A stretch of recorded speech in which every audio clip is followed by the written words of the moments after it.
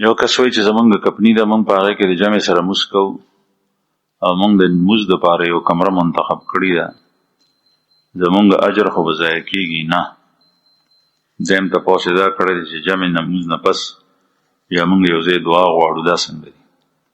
نو لومبۍ مسله خو دا ده چې ستا کپنی ده یا اداره د هر څه چې دي په هغې کې تا د مونځ دپاره ځای خاص کړی دی کمره، نو دې ته مصلا وایي. مسجد ورته نه وایي، د عربۍ په اصطلاح کې مصلا نماز پڑھنے کی جگہ د مونځ کولو ځای، جماعت نه دی، د جماعت احکام نه دي. نو کوم اجر چې په جماعت کې په مونځ کې دی هغه اجر نه حاصلېږي، لیکن د جمع اجر شته، د مونځ اجر شته. یو سړی مونځ نه کوي نو د هغې په ځای تاسو ډېر ښه کار کوئ چې خپل مونځ کوئ، د الله فریضه ادا کوئ. یا یو سړی مونځ کوي ځان ته کوي، تاسو جمع سره کوئ نو ډېر ښه کوئ، دغسې کوئ، خو د جماعت اجر پکې نشته دی. او که چېرې جماعت ته تلو سره تاسو نه مونځ پاتې کېږي نو بیا دا صورت ټیک دی، د نه کولو نه بهتر دی. دویم چې دعا غوښتل دي نو دعا لازم ګرځول نه دي په کار په جمع باندې غوښتل، که لازم یې نه ګرځې او دغسې چا وغوښته نو خیر. یو کس وایي چې زما یو خورزه ده، د هغې اولاد نشته دی او هغه زما نه ماشوم غواړي او زما ماشوم تر اوسه پورې لا شوی نه دی، نو آیا شریعت د دې اجازت ورکوي؟ نو د هغې هم نه دی شوی او ستا هم نه دی شوی نو تا نه څه شی غواړي؟ دا خو داسې لکه په هوا کې یو سړی وایي په هوا کې که مرغۍ تېره شوه او هغه ما وویشته نو ما په تا خرڅه کړې ده.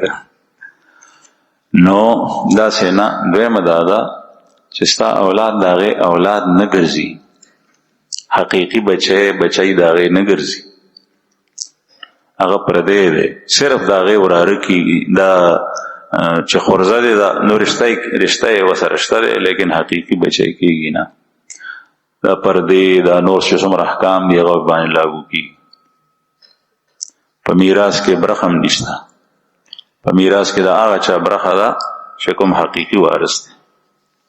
یو کس وایي چې موږ مدرسه کې حفظ کوو او قاري صاحب په دریم منزل کې موږ ته سبق ښیي چې کله د مونځ وخت شي نو موږ په دریم منزل باندې په دریم چت باندې موږ ته د مونځ اجازت راکړي، حالانکه لاندنی چت دویم منزل هغه بالکل خالی وي او جماعت چې کوم دی نو لاندې ښکته کېږي، کافي ځای موجود وي. نو دغه وخت کې راکوزېدل پکار دی او د صفونو په منځ کې اتصال پکار دی. چې لاندې ځای کې ځای وي نو پورته مونځ کول نه دي پکار، لیکن که چېرې پورته چت کې مونځ وشي لاندې ځای وي څه کسان ولاړ دي نو بیا هم مونځ کېږي، البته چې منځ کې بالکل منزل خالی پاتې شو نو داسې ټیک نه. یو کس وایي چې ما باندې د یو سړي قرض و، هغه مړ شوی دی او ما سره د قرض ادا کولو پیسې نشته دی، آیا د هغه بچو نه زه معافي غوښتی شم او دا معافي غوښتل د هغوی نه صحیح ده او که نه؟ قرض ورکول پکار دي، یا دا چې کوم مالک دی د چا پیسې وي تا پورې هغه سړی تا معاف کړي په خپله نو بیا ټیک ده، او که چېرې معاف کړی نی نو بیا د هغه حق تا پورې دی. د قرض معامله دومره سخته ده چې خو پیغمبر صلی الله علیه وسلم به په ابتدا کې مدینه منوره کې چې څوک مړ شو نو بیا به یې تپوس کولو. بخاري شریف کې حدیث دی چې په ده پورې قرض و چې چا به ووایي چې نه یا رسول الله نو بیا به یې مونځ وکړو، او که وبه چې او قرض ورپورې و نو بیا به دویم تپوس مبارک دا کولو چې دومره مال شته دی چې د هغې نه قرض ادا شي.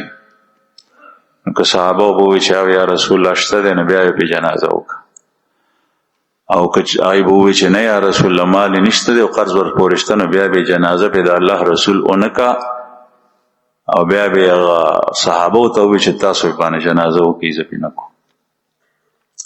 دومره خطرناک شی دی. بیا یې وروستو په آخر کې دا معمول مبارک چې کله فتوحات شول، مال غنیمت ډېر رالو، بیت المال کې به مال وو، نو بیا به یې فرمایل چې قرض پېشته، چا به ووایي چې او پیسې به ورسره نه، نو بیا به یې وفرمایل چې پیسې به زه ورکوم، نو د الله رسول به بیا هغه قرض خلاصول. بهرحال د قرض اهتمام پکار دی، که ستا څومره وس کېږي نه د هغې میت او د هغې مړي وارثانو ته یې ورسو او که چېرې هیڅ صورت نه وي نو بیا معافي ترې نه وغواړه که معافي کړي نو ټیک. یو کس تپوس کړی دی چې یو سړی په جومات کې دی او د اذان په وخت کې بل جومات ته بغیر لاړ شي نو دا څنګه دي دا وتل؟ کوم جومات کې چې سړی وي او په هغه جومات کې اذان وشي بل جومات کې نه په هغه جومات کې چې اذان وشي بیا دته وتل نه دي پکار، په هغه جومات کې بیا مونځ کول پکار دي. د عذر د وجې نه تلی شي. عذر دا دی چې یو سړي ته مثلا د بولو تقاضا ده او دی وایي زه اودس کوم بیا راځم، دا عذر دی تلی شي بیا دې راشي. عذر دا دی چې دا امام دی په بل جومات کې او دی وایي چې هلته ماته مونځ ورکول دي خلکو ته نو دی هم وتی شي. عذر دا هم دی چې دی مؤذن دی په بل جومات کې اذان کوي نو بیا هم وتی شي. دغسې په دې عذر په وجه باندې تلی شي بغیر د عذر نه که چېرې دغسې ځي نو داسې تلل نه دي پکار بلکې دلته د دې موضوع کې د هغې نه پس دي. ابو هريره رضی الله عنه یو جومات ته دننه شو، اذان شوی او یو سړی د جومات نه بهر ووته نو هغه سړي ته اشاره وکړه ویې فرمیل اما هذا فقد عصا ابا القاسم صلی الله علیه وسلم، دې سړي د رسول الله صلی الله علیه وسلم د لارې خلاف ورزي وکړه، د هغې د طرز زندگی خلاف ورزي وکړه. یو کس وایي چې د مزي په خروج سره غسل واجبېږي او که اودس. د مني په خروج سره غسل واجبېږي او چې مزي وځي نو هغې سره غسل نه واجبېږي بلکې هغې سره اودس واجبېږي. دا تپوس عموما کېږي او دا څو ځله د دې جواب وشو. یو کس بیا تپوس کړی زموږ په کور کې بجلي د غلا ده او خلک وایي چې دا حرام دی نو مونځ کېږي او که نه. نو که ستا مونځ وشو ستا سره د مونځ معامله هم هغه خدای کوي چې کوم ستا د حلال او د حرام مطالبه تا نه کوي چې حلال کو حرام مه کوه نو هغه ته وایي زما خو مونځ شوی دی دا حساب خدای سره کولی شي. حالانکه حرام چې حرام کې چې تا ته څوک وایي چې دا حرام دی نو بیا ته څنګه اختیار د مونځ معامله جدا ده. مونځ بې اودسه نه کېږي چې اودس دې کړی دی نو مونځ وشو لیکن د حرام او د حلال او معامله بیله ده، هغه بیل خیال ساتل پکار دی چې حلال کو حرام مه کوه.